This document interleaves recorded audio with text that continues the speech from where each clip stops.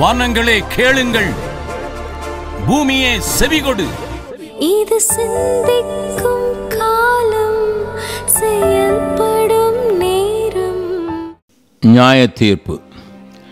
துன்மார்க்கனோட நீதிமானையும் சங்கரிப்பது உமக்கு தூரமாயிருப்பதாக, நீதிமானையும் துன்மார்க்கனையும் சமமாய் நடப்பிப்பது உமக்கு தூரமாயிருப்பதாக. சர்வலோக நியாயாதிபதி நீதி செய்யாதிருப்பாரோ என்ற தன்னுடைய சிநேகிதனாய ஆபிரகாமின் ஜெபத்தினை கேட்டு அப்படி நான் செய்வதில்லை என்று வாக்களித்தவர் நமது தேவன். ஆதியாகமம் 18:25. தேவன் தம்மை நோக்கி இரவும் பகலும் கூப்பிடுவர்களாகிய தம்மால் தெரிந்து கொள்ளப்பட்டவர்களின் விஷயத்தில் நீடிய பொறுமையாயிருந்து அவர்களுக்கு நியாயம் செய்யாமல் இருப்பாரோ? லூக்கா 18:7. இதனால் தான் நெகேமியாவும் ஜெபிக்கிறான், ஆண்டவரே, உமது அடியானின் ஜெபத்தையும் உமது நாமத்துக்கு பயப்பட வேண்டும் என்று விரும்புகிற உமது அடியானின் ஜெபத்தையும் உமது செவிகள் கவனித்திருப்பதாக. நெகேமியா 1:11. என்று நியாயத்தீர்ப்பு உண்டென்று அறிந்திருக்கிற நமக்கு அதனை குறித்த தெளிவு தேவை என்பதோடு நம்மை காத்துக்கொள்ளக்கூடிய ஜெப ஞானமும் எத்தனை தேவை. சரீரத்தில் அவனவன் பெற்ற நன்மைக்காவது தீமைக்காவது தக்க பலனை அடையும்படி நாம் எல்லாரும் கிறிஸ்துவின் நியாயாசனத்திற்கு முன்பாக வெளிப்பட வேண்டும். ஆகையால் கர்த்தருக்கு பயப்படத்தக்கதென்று அறிந்து மனுஷருக்கு புத்தி சொல்லுகிறோம். 2 கொரிந்தியர் 5:10-11 என்று பவுலடியார் கூறியதனை சிந்திப்போர் எத்தனை பேர்? எதனை குறித்து நியாயத்தீர்ப்பு என்பதனை அறிந்த வாழ்க்கையை சரியாக்கி கொண்டவர்கள் கிறிஸ்தவ உலகில் மிகவும் சொற்பமே. வேதத்தின் வெளிச்சத்தினை அறிவது குறைந்து வருகிற இந்த நாட்களில் அவைகளை விளங்கிக் கொள்வது மிகவும் அவசியமானது. உங்கள் ஆத்மாவின் அருமையை உணர்ந்தவனாக இதனை சொல்லுகிறேன். சரி செய்ய வேண்டிய பகுதிகளை சரி செய்து கொண்டு நீதியின் கனிகளால் நிறைந்து துப்புரவானவர்களும் இடரலற்றவர்களுமாயிருக்க ஒப்புக்கொடுங்கள். பிலிப்பியர் 1:11. Judgement on confidence. முதலாவது நம்முடைய நம்பிக்கையை பற்றியது. அநேகம் தடவைகள் நம்முடைய நம்பிக்கை ஆண்டவரின் பெயரில்தான் என்று சொல்வது உண்டு என்றாலும் நடைமுறையில் அதனை அனுபவிப்பவர்கள் வெகு சில விசுவாசிகளே. நான் பொன்னின் மேல் என் நம்பிக்கையை வைத்து தங்கத்தை பார்த்து நீ என் ஆதரவு என்று சொன்னதும், என் ஆஸ்தி பெரியதென்றும் என் கைக்கு மிகுதியும் கிடைத்ததென்றும் நான் மகிழ்ந்ததும், சூரியன் பிரகாசிக்கும் போதும் அல்லது சந்திரன் மகிமையாய் செல்லும் போதும் நான் அதை நோக்கி என் மனம் இரகசியமாய் மயக்கப்பட்டு என் வாய் என் கையை முத்தி கொண்டதும் உண்டானால், எதுவும் நியாயாதிபதிகளால் விசாரிக்கப்படத்தக்க அக்கிரமமாயிருக்கும். அதனால் உன்னதத்தில் இருக்கிற தேவனை மறுதலிப்பேன். யோபு 31:24-28. திருமணத்தின் போது நகை போடுவது திராவிட கலாச்சாரம் என்பர். எப்படியாவது மாமனாரை மொட்டையடிக்க அதுவே நேரம் என எண்ணுபவர்கள் ஏராளம். வேதத்திலேயும் எலியேசர் ரெபேக்காளுக்கு அணிவிக்கவில்லையா என்று வாதிடுவர்களும் உண்டு. ஆதியாகமம் 24:22. ஆனால் இங்கே மாப்பிள்ளை வீட்டார் தான் பெண்ணுக்கு அணிவித்தார்கள் என்பதை மறந்துவிட்டார்கள். ஆனால் உள்நோக்கம் ஏதாவது ஆபத்து நேரிடும் காலங்களில் இவைகள் உதவுமே என்பதுதான். எனவே அது தேவன் பேரில் வைக்கும் நம்பிக்கையை தூக்கி தங்கத்தில் வைப்பதற்கு சமமானதே. உண்மைக்கு பிரசித்தி பெற்ற ஒரு மிஷனரி ஸ்தாபனமும் தங்களுக்கு கிடைக்கும் பொன்னகைகளை விற்பதில்லை. மாறாக அதை வங்கியின் பாதுகாப்பு பெட்டகத்தில் லாக்கர் வைத்து வைக்கின்றனர். அதனை குறித்து கேள்விகள் எழுந்தபோது, ஒருவேளை ஏதோ ஒரு காரணத்திற்காக தேவ ஜனங்கள் காணிக்கையை நிறுத்திவிட்டாலும் 6 மாதம் முதல் 1 வருடம் வரை நாங்கள் மிஷனரிகளை தாங்கிவிடலாம் அல்லவா என்று பதில் வந்தது. கேட்பதற்கு அதிக ஞானமான வார்த்தையாக தோன்றினாலும் ஆராய்ந்து பார்த்தால் அழைத்தவர் உண்மையுள்ளவர். 1 தெசலோனிக்கர் 5:24 என்ற உண்மை மறுதலிக்கப்படுவது தெளிவாக தோன்றும். பரலோகத்தின் பாதத்தின் கீழ் இருக்க போகும் பொன்னும் தங்கமும், வெளிப்படுத்தல் 21:21, இந்த அநேகருக்கு நம்பிக்கை உண்டாக்கும் ஆபரணங்களாக மாறிப்போன விந்தைதான் என்னே.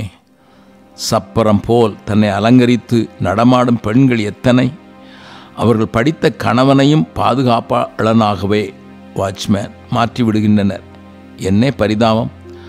அமெரிக்க இந்தியரை, அதிலும் தென்னிந்தியரை அதிகமாக நேசித்து பழகுவதற்கு காரணம் பொன்னை கொள்ளையடிக்கவே என்று செய்தித்தாள் ஒன்றில் வாசித்தேன். தங்கம் தரும் வெகுமதி இதுதானோ? கூடவே தங்களுடைய சம்பளத்தினை, வருமானத்தினையே நம்பி வாழ்க்கை நடத்துபவர்களும் எத்தனை பேர்? அல்லது தான் சாதித்தவைகளை கட்டி வைத்திருக்கிறவைகளையும் குறித்து மேன்மை பாராட்டி தன்னைத்தானே மெச்சிக்கொள்பவர்களின் எண்ணிக்கையும் மிக பெரியதே. நான் கட்டின மகா பாபிலோன் அல்லவா என்ற நேபுகாத்நேச்சார்கள் கிறிஸ்தவ உலகில் ஏராளம். இவையெல்லாம் நியாயத்தீர்ப்புக்குரியது என்பதை நாம் மறக்கவே கூடாது. என் நம்பிக்கை தேவனை தவிர வேறொருவர் மேலேயோ அல்லது வேறொரு பொருளின் மேலேயோ போய்விடக்கூடாது. இயேசுவல்லால் ஆசை பூவியில் வேறே இல்லை என்றும் எனக்கு அவர் ஆதரவே என்றும் சிலர் நாள், நட்சத்திரம், காலம் போன்றவற்றிலும் நம்பிக்கை வைக்கின்றனர். அது விசேஷமாக திருமண நேரங்களில் வெளிப்படும். திருமண அழைப்பிதனை பார்த்தாலே அது புரியும். புறஜாதிகளுடைய மார்க்கத்தை கற்றுக்கொள்ளாதிருங்கள், வானத்தின் அடையாளங்களாலே புறஜாதிகள் கலங்குகிறார்களே என்று சொல்லி நீங்கள் அவைகளாலே கலங்காதிருங்கள். எரேமியா 10:2 என்பது தேவ கட்டளை கலந்த ஆலோசனை அல்லவா? Judgement on conversations. இரண்டாவதாக, சம்பாஷணையை குறித்தும் நியாயத்தீர்ப்பு உண்டு. ஏனெனில் மனுஷர் பேசும் வீணான வார்த்தைகள் யாவையும் குறித்து நியாயத்தீர்ப்பு நாளிலே கணக்கொப்புவிக்க வேண்டும் என்று உங்களுக்கு சொல்கிறேன் என்று இயேசு சொன்னாரே. ஏனெனில் உன் வார்த்தைகளினாலே நீதிமான் என்று தீர்க்கப்படுவாய், அல்லது உன் வார்த்தைகளினாலே குற்றவாளி என்று தீர்க்கப்படுவாய். மத்தேயு 12:36-37. வீணான வார்த்தைகள் என்றால் மற்றவர்களுக்கு பிரயோஜனமில்லாதவைகள், கேட்கிறவர்களை கட்டுவிக்காதவைகள், பக்தி விருத்தியினை கொண்டு வராதவைகள், சாரமற்ற வார்த்தைகள். எபேசியர் 4:29, கொலோசியர் 4:6. அறிவும் ஞானமும் ஆலோசனையும் ஆறுதலும் உந்தித்தளும் சக்தி கொண்ட வார்த்தைகள் மோட்டிவேஷனல். கடிந்து கொள்ளுதல் இல்லாத அனைத்து வார்த்தைகளும் வம்பு வார்த்தைகளே. இல்லாத ஒருவரை குறித்து பொல்லாத வார்த்தைகளை பகிர்ந்து கொள்வதும் வீண் வார்த்தைகளே. உன் ஜனங்களுக்குள்ளே அங்கும் இங்கும் கோல் சொல்லி திரியாயாக. லேவியர் 19:16 என்பது தேவ கட்டளை அல்லவா? ஷிபலோத் என்கிற வார்த்தையினை சிபலோத் என்று சொன்னவர்களின் தலையே தப்பவில்லையே. நியாயாதிபதிகள் 12:6. இப்படி இருக்க பேசும் வார்த்தைகளை குறித்து கணக்கொப்புவிக்க வேண்டிய நாம் எவ்வாறாக நடந்து கொள்ள வேண்டும்? அஸ்தோத் பாஷையை பேசின யூத மக்களுக்கு சாபமர் என்று சொன்ன நெகேமியாவின் வார்த்தைகள் நம்மை தட்டி எழுப்பட்டும். நெகேமியா 13:24-25. Judgement on convictions. மூன்றாவதாக நாம் நிச்சயித்து கொண்ட காரியங்களை குறித்தது. மற்றதையாகிலும் செய்கிறதும் உன் சகோதரன் இடறுகிறதற்காவது, தவறுகிறதற்காவது, பலவீனப்படுகிறதற்காவது ஏதுவாயிருந்தால் அவைகளில் ஒன்றையும் செய்யாமல் இருப்பதே நன்மையாயிருக்கும். உனக்கு விசுவாசம் இருந்தால் அது தேவனுக்கு முன்பாக உன் மட்டும் இருக்கட்டும். நல்லதென்று நிச்சயித்த காரியத்தில் தன்னை குற்றவாளியாக்காதவன் பாக்கியவான். ரோமர் 14:21-22.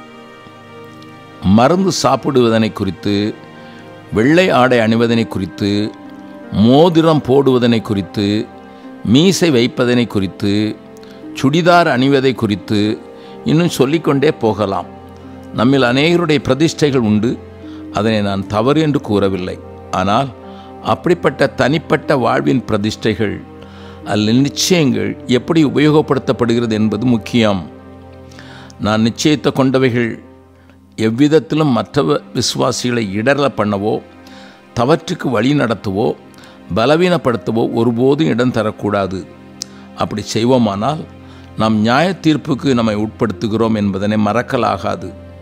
அரைகுறை ஆடை அணியும் ஒருவர் இது எனக்கு பிடிக்கிறது என்று சொல்லாமல், இது நான் நிச்சயித்து கொண்டது என்று சொல்லாமல், மற்றவர்களுக்கு இதனால் என்ன நேரிடும் யோசித்து பார்ப்பது கிறிஸ்தவ வாழ்வின் முக்கிய லட்சணம்.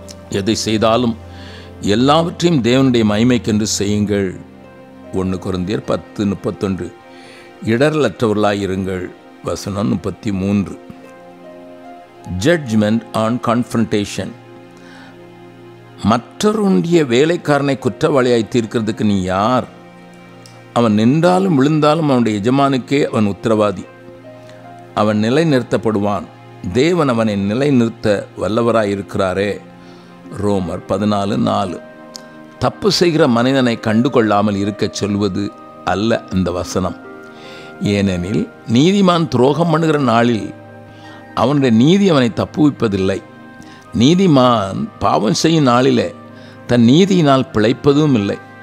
பிழைக்கவே பிழைப்பாய் என்று நான் நீதிமானுக்கு சொல்லும்போது அவன் தன் நீதியை நம்பி நியாயம் செய்தால் அவனுடைய நீதியில் ஒன்றும் நினைக்கப்படுவதில்லை. நீதிமான் தன் நீதியை விட்டு திரும்பி அநியாயம் செய்தால் அவன் அதனால் சாவான். எசேக்கியேல் 33, 12, 13, 18. நீதிமான் தன் நீதியை விட்டு திரும்பி நீதிகேடு செய்யும்போது நீ அவனை எச்சரிக்காதபடியினாலே அவன் தன் பாவத்தில் சாவான். அவனுடைய இரத்த பழியையோ உன் கையில் கேட்பேன். எசேக்கியேல் 3:20. மற்றவர்களுக்கு பயமுண்டாகும்படி பாவம் செய்தவர்களை எல்லாருக்கும் முன்பாக கடிந்து கொள். 1 தீமோத்தேயு 5:20. மேற்சொன்ன வசனங்கள் நம்மை எச்சரிக்கின்றன. ஒரு தனி மனிதன் தன் வாழ்க்கையை மாத்திரம் கெடுத்து கொண்டிருந்தால் அவனை தனியே சந்தித்து விளங்கச் செய்து திருத்துவது தேவன் சொன்ன முறை. மத்தேயு 18:15-17. ஆனால் ஒரு மனுஷனுடைய நடவடிக்கை, உபதேசம், வாழ்க்கை முறை அநேகர் இடரவும் பின்வாங்கவும் குளிர்ந்து போக பண்ணவும் செய்யுமானால் அவர்கள் முகமுகமாய் எதிர்க்கப்பட வேண்டியவர்களே. பவுல் பேதுருவை அப்படித்தானே எதிர்த்தான். கலாத்தியர் 2:11-14. எல்லாருக்கும் முன்பாகத்தானே இதை செய்தான். வசனம் 14. எந்த நோக்கோடு நீ எதிர்க்கின்றாய் என்பதே முக்கியம். என்னையும் எம்ரேயும் மோசைக்கு எதிர்த்து நின்றது போல துர்ப்புத்தியுள்ள மனுஷர்கள், பரீட்சைக்கு நில்லாதவர்கள் சத்தியத்துக்கு எதிர்த்து நிற்கிறார்கள். 2 தீமோத்தேயு 3:8. ஆரோனும் மீரியாமும் மோசைக்கு எதிர்த்து நின்றார்கள். அது உள்நோக்கத்தோடு செய்யப்பட்ட எதிர்ப்பு. எண்ணாகமம் 12:1-20. இவை தண்டனைக்குரியவைகள், நியாய தீர்ப்புக்குரியவைகள். ஊழியர்களையும் ஊழியங்களையும் தாக்கி பேச அல்ல. நோக்கமெல்லாம் தேவ சபை திசை திருப்பப்படக்கூடாது என்பதே இது. சுயலாபத்திற்காக செய்யப்படுவது அல்ல. எனவே நியாய தீர்ப்பு இத்தனை காரியங்களையும் கர்த்தர் கணக்கில் கொண்டு வருகிறார் என்பதனை மறக்கல் ஆகாது. நம்மில் ஒவ்வொருவனும் தன்னை குறித்து தேவனுக்கு கணக்கொப்புவிப்பான். ரோமர் 14:12. எத்தனை ஜாக்கிரதையாய் வாழ நாம் அழைக்கப்பட்டிருக்கிறோம். சாங்கோபமான கிறிஸ்தவ வாழ்க்கை இல்லையே. இன்றைய பிரசங்க பீடங்கள் எத்தனை மலிவாக மாறிவிட்டன. ஜனத்தை ஆயத்தப்படுத்த வேண்டியவர்கள் ஜனத்தின் மயக்கத்தை விரும்பி அதனால் வரும் லாபத்தை பெருக்கி வருகின்ற காரியம் எந்த தேவ மனுஷனையும் அசைக்க வேண்டுமே. மன்றாடுவோம், உணர்த்துவிப்போம். தேவராஜ்ய மக்களை தேவனுக்காய் செயல்பட எழுப்பிடுவோம். தேவ வல்லமை நம்மை தாங்கட்டும்.